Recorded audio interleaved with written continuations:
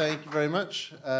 So yeah, presenting Colony. I apologize in advance. I'm probably going to be quite shit at this today.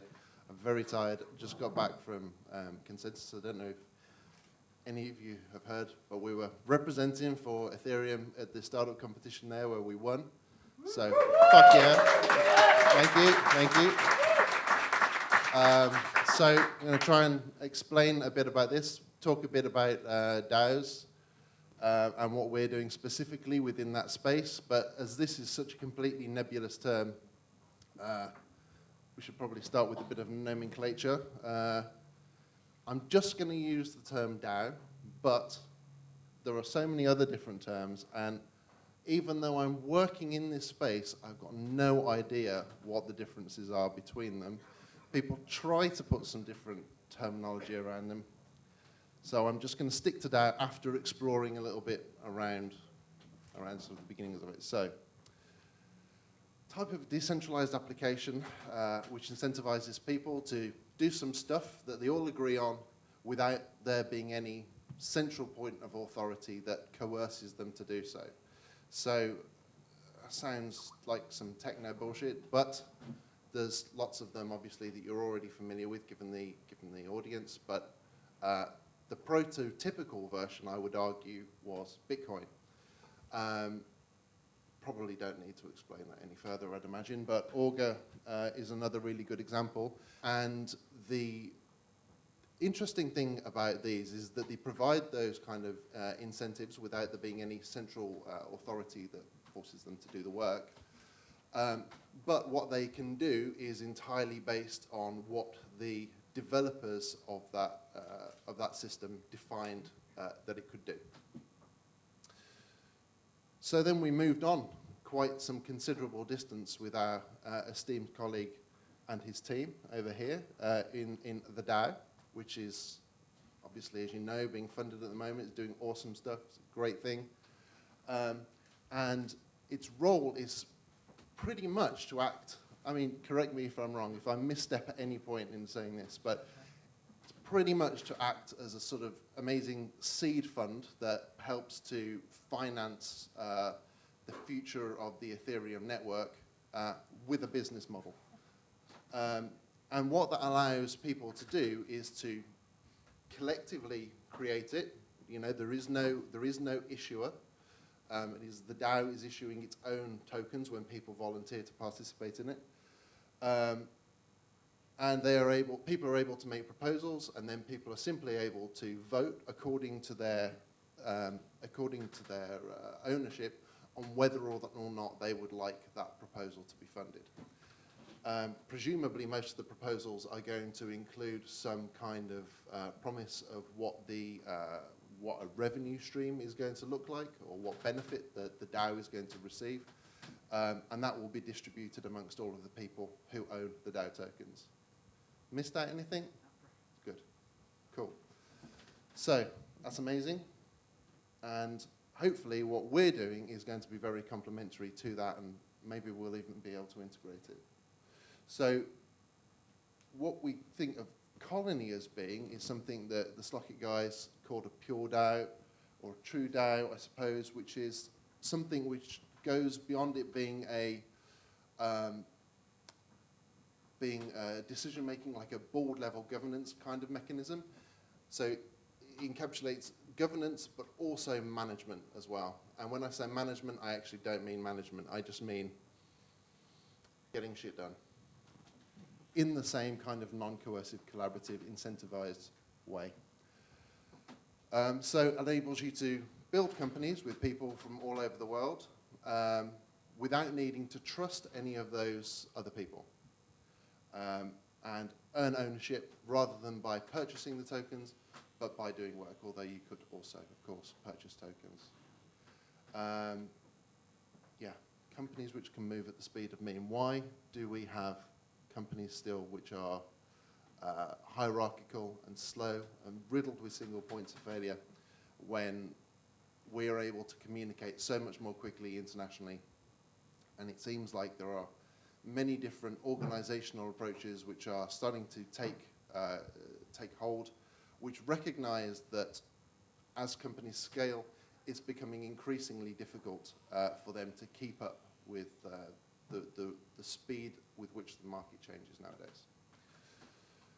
So, Colony is a self-organizing framework for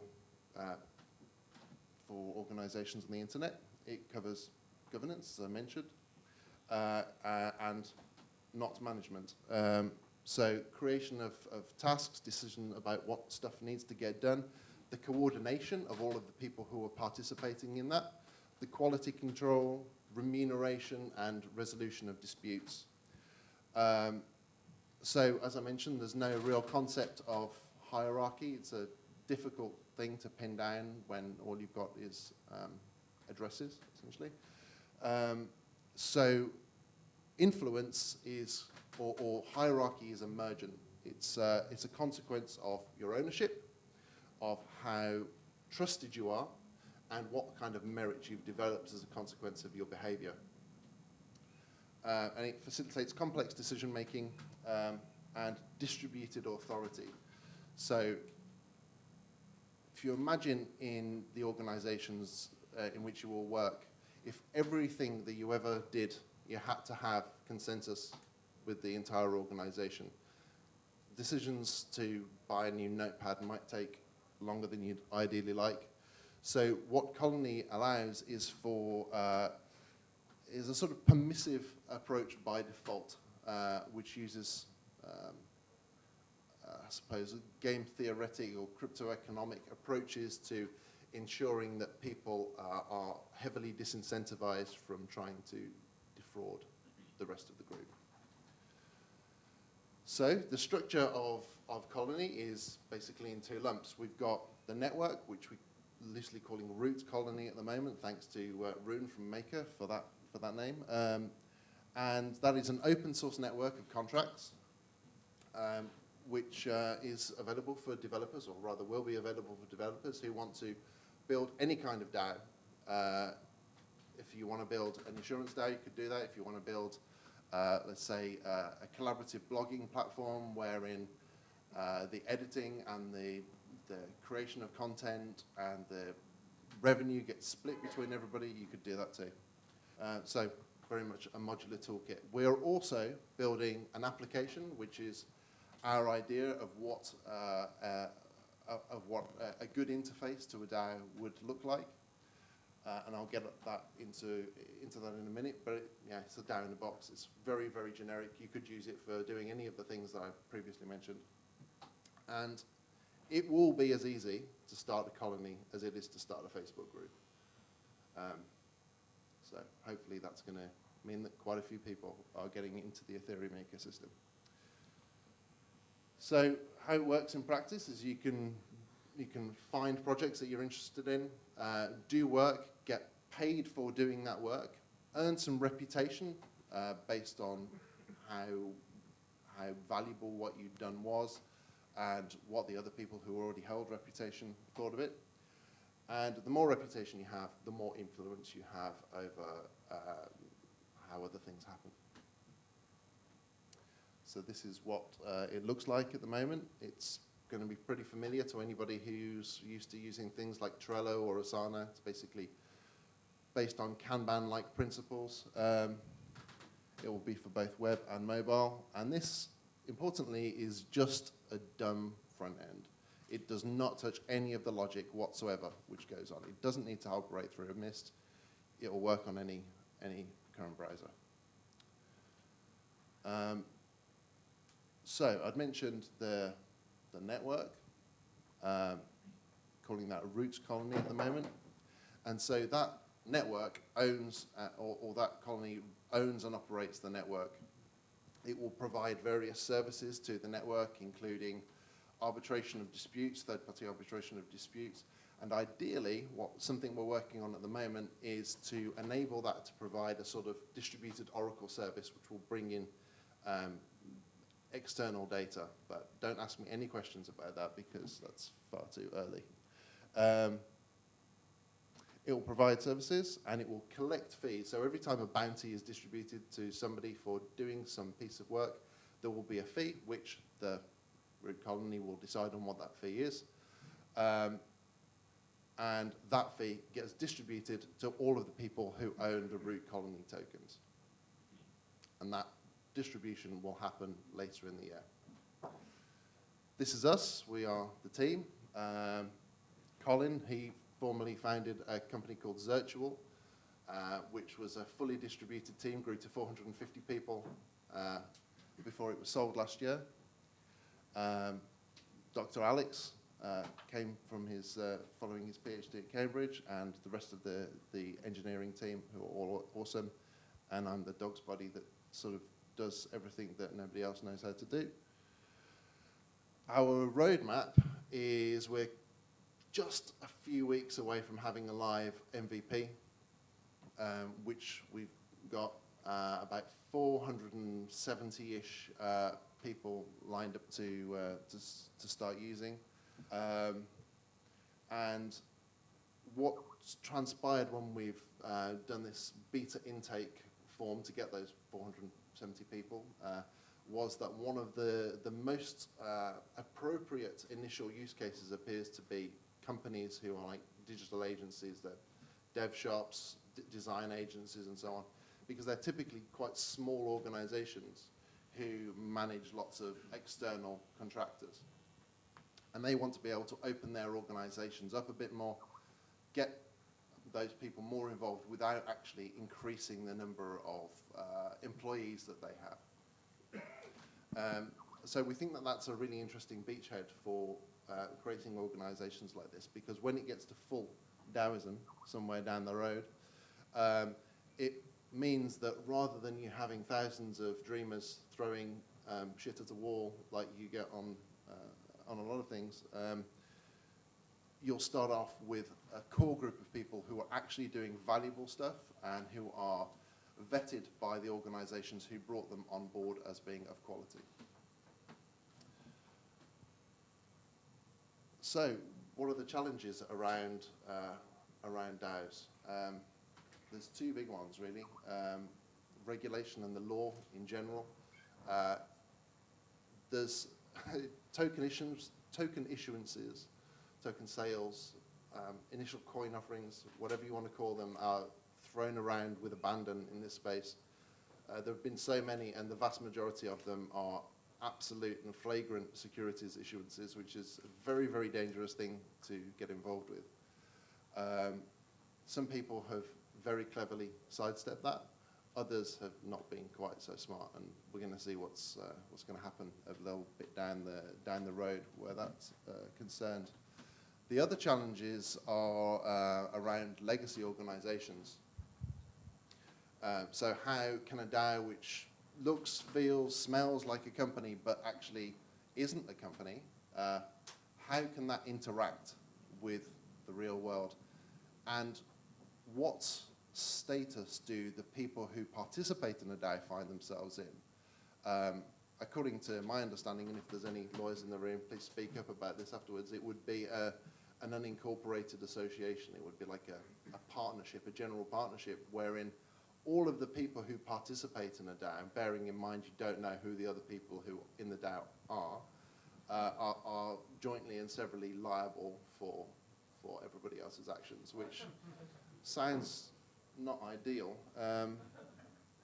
So yeah, we'll have to see how we figure that one out. There we go. That is us. Join us on Slack. Come and get involved in the conversation, and yeah, hit me up. Ask me some questions.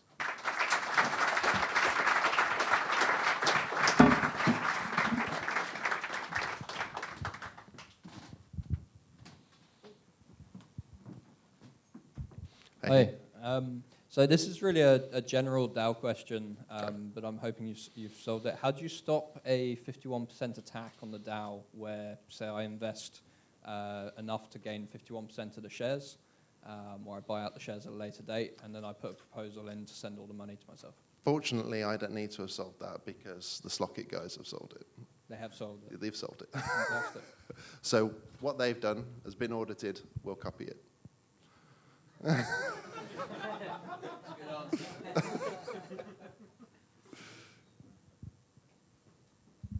Thanks. So I saw that you said Bitcoin and token payments will be available but also fiat currency. So how is that verified? So that is not something which is an on-chain activity. We'd like that to be. If there's anybody, again, in this room who's doing anything like that, let me know. But that is more for this initial beachhead of people who actually couldn't give a monkeys about it being on a blockchain. They would rather it not be on a blockchain because they wouldn't have to deal with any of the limitations around it. And so for those people, we're offering things on a private chain, and we'll be offering some kind of integration with something like Stripe or something else which will facilitate their ability to have payments come in from their clients who are paying them in pounds, shillings, and pence, and getting dispersed to all of their people. But it's not a DAO functionality exactly. Maybe it will be in the future. Somebody clever comes up with a solution.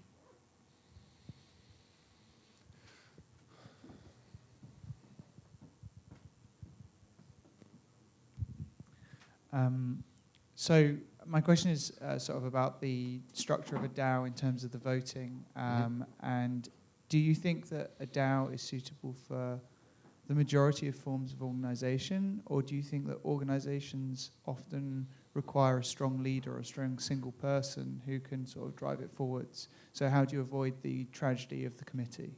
Interesting. I don't think that they are actually mutually exclusive concepts. I think that the immediate thing that gets jumped to a lot of the time is, okay, there is no central authority, that means there's no leadership. And that really isn't true of open source projects, for example. I think that the leadership, rather than being, what's the word, passed down, like conferred upon people, is in fact emergent, based on the merit that people demonstrate. And I think that's probably a healthier way to go about it. Obviously, however, that's a pretty crazy concept that people should be leaders based on their qualities rather than just some arbitrary political reason.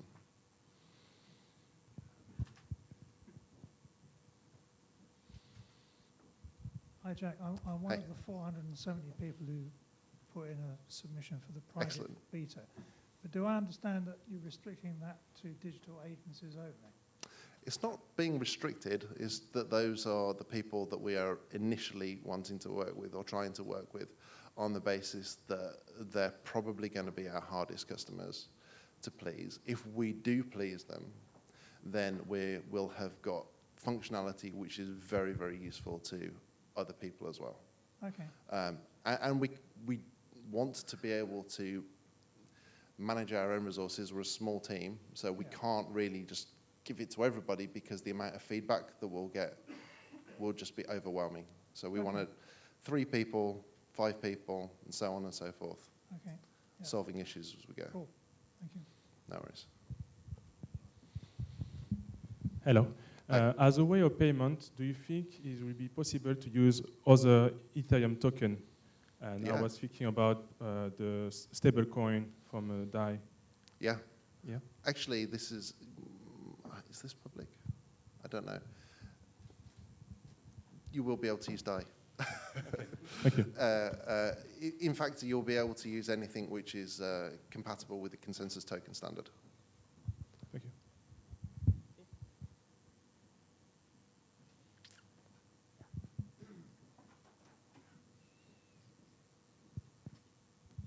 Thanks.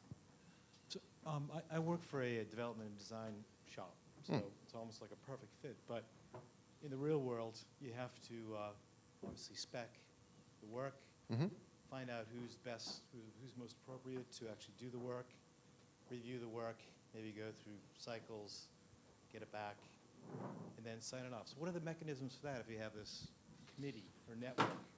Let's dance. Certainly not everyone's appropriate for evaluating the work that's done. Right. Let's get into it. So, are you familiar with Trello, Asana, stuff like that? Trello, yeah. Yeah, okay. So this is probably most similar to Trello, actually. Create a card, like the highest level of what that task is that needs to be delivered. This will enable you to open something like this, which will enable you to create your very detailed brief about it. You'll be able to add some tags, which are the specific skills that are necessary, and everybody within their profile has got skills that they claim to have.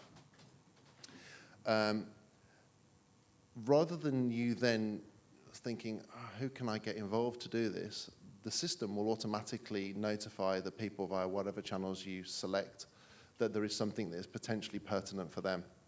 So if you've got a Slack team, for example, that you've got all your people in, we'll have a Slack bot that will tell all those people. They'll be able to come on, they'll be able to claim it, or you'll be able to assign it to somebody. You will then be able to also manage the whole of the conversation around that specific task within this panel. And once that task is completed, you'll be able to make the payment from that panel. In due course, it will also generate all the necessary compliant paperwork that you'll need for both sides. So you'll get invoices, you'll be able to provide receipt of payment, do all that stuff. Right. Okay, but it's still a network of people who are wanting to do a project. So it's a network of the people that model around? if you're creating it as your own dev shop, you will be able to specify who those people are. Right. Okay. Right. So it's not just, an undifferentiated mass of minions who you don't know who they are. It doesn't have to be that way. It can be, but it doesn't have to be. Okay. Thank you.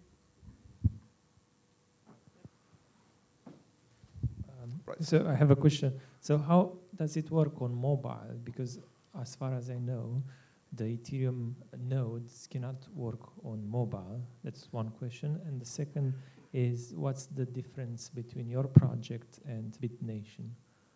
And BitNation, right, okay. So first question is that you don't have to be running a Geth node for any of this. This communicates with a hosted Geth node. You don't have to use our hosted Geth node. You can also choose to run your own local one. If you don't even trust us to hold your encrypted keys, that's fine. How do we differ from BitNation is that BitNation is, it's not really designed for project management. It's not designed for starting a company. It's something else. And one last question. I think we've got two competing questions, one at the front, one at the back. Okay, we'll do two questions. You were first. Just shout really loudly, you'll be fine. Okay, so just building on the question before last. So if I had a small development team using Trello, could I then migrate from using Trello to your product, first of all, as a Trello replacement? Absolutely. And then if I'm working on a project and it grows outside the bounds of my team's kind of skills or capabilities, is your USP then unlocking a bigger pool of potential resource, so then I could go outside of that team and very quickly in kind of an easy, scalable way, get another visual designer, an additional person to help out with CSS, etc. Exactly. Okay, neat. Yep.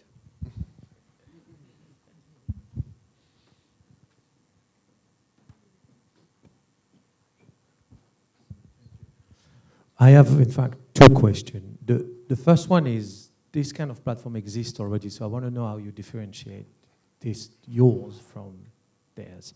Like Fiverr and platforms like that, where you can actually say, I've got a work to be done, and you pitch, and you just essentially get the job done, and you even decide on logo, for example, or which one you prefer. You select 3 people out of 30, and you select the last one, and then you get your Illustrator or Photoshop, I'm kind of. familiar with. So that's one thing. The second thing is my mate is the CTO of Bounty Factory, and they're not live yet, but he's also on the board of Yes We Hack, Yes We Hack, with an H. And I'm wondering how Colony, for example, for a project like that could help. Essentially, what they do is they have a bounty, if you want, for security audit, for things like that. And they say, okay, you come with a problem, and we will essentially try to solve it. What they have to build in order to set up this business and make it run is a payment platform and a platform in general to set up all those problems. That could be that. But I'm wondering if this is one of the use cases. It could well be. The way it differs from any of the other crowdsourcing platforms like Fiverr, People Per Hour, WeWork, or indeed any of the other bounty type platforms like Kaggle, and incentive and stuff of that nature. Sorry? Bounty source. Yeah, there's loads of them. The way it differs from those is that those are external tasks, external projects which are managed by an individual. This is designed in the first instance, which is the first very most limited case, to be like an incentivized open source within not an open source. Does anybody know Assembly?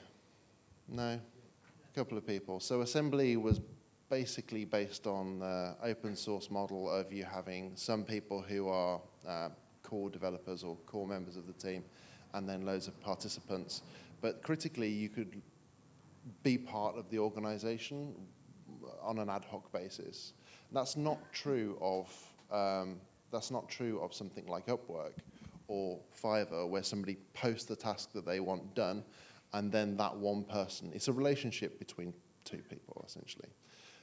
This is a relationship wherein you are participating in an organization, you are a regular contributor to a design agency, to a company of some description. So it removes an enormous amount of the onboarding and relationship creation, the transactional costs which are inherent to working with freelancers. So that's really its purpose. And where it differs from Assembly, apart from the fact that Assembly was absolutely shockingly awful for project management, is that Assembly died and it took down everything with it.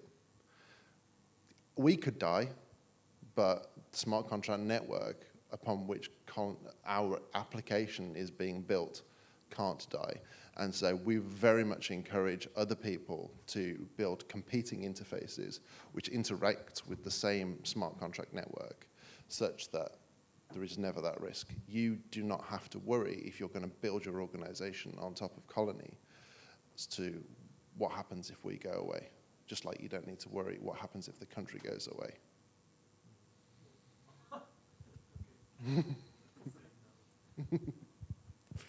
Usually, that seems like it might be a worrying point to end on. Okay, thank you. Pleasure.